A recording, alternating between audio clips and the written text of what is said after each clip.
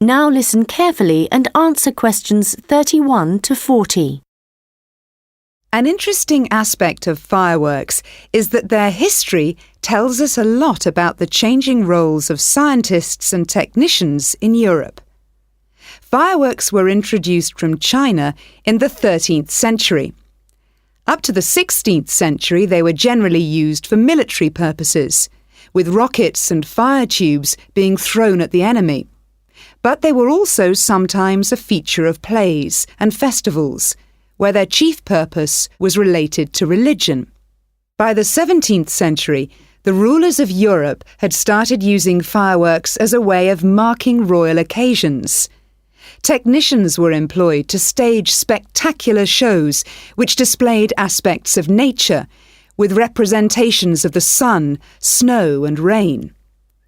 These shows were designed for the enjoyment of the nobility and to impress ordinary people.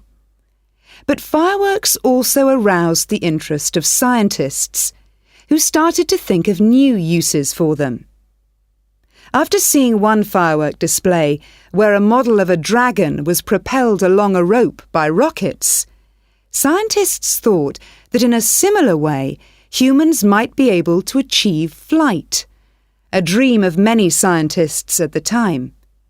Other scientists, such as the chemist Robert Boyle, noticed how in displays one firework might actually light another, and it occurred to him that fireworks might provide an effective way of demonstrating how stars were formed. Scientists at the time often depended on the royal courts for patronage. But there was considerable variation in the relationships between the courts and scientists in different countries. This was reflected in attitudes towards fireworks and the purposes for which they were used. In London, in the middle of the 17th century, there was general distrust of fireworks among scientists. However, later in the century, scientists and technicians started to look at the practical purposes for which fireworks might be employed, such as using rockets to help sailors establish their position at sea.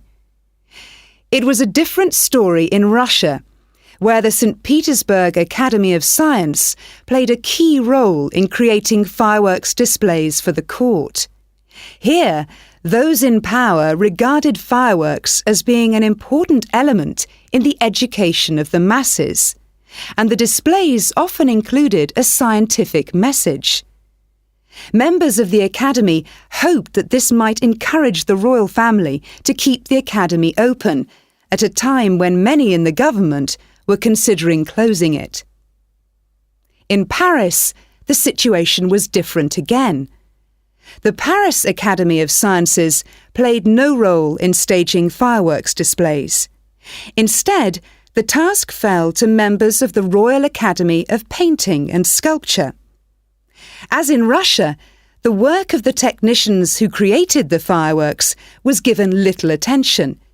Instead, the fireworks and the spectacle they created were all designed to encourage the public to believe in the supreme authority of the king. However, science was also enormously popular among the French nobility, and fashionable society flocked to demonstrations such as Nicolas Lemery's display representing an erupting volcano. The purpose of scientists was basically to offer entertainment to fashionable society, and academicians delighted in amazing audiences with demonstrations of the universal laws of nature.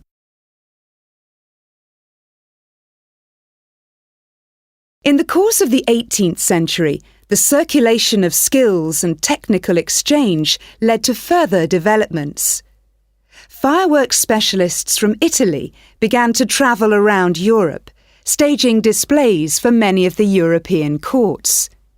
The architect and stage designer Giovanni Servandoni composed grand displays in Paris, featuring colourfully painted temples and triumphal arches.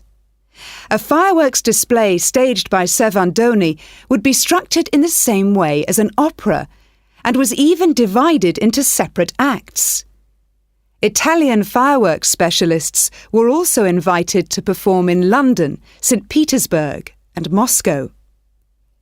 As these specialists circulated around Europe, they sought to exploit the appeal of fireworks for a wider audience, including the growing middle classes.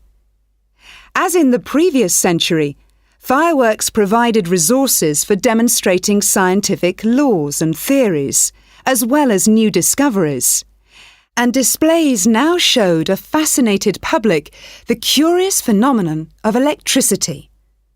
By the mid-18th century, fireworks were being sold for private consumption. So the history of fireworks shows us the diverse relationships which existed between scientists, technicians, and the rest of society.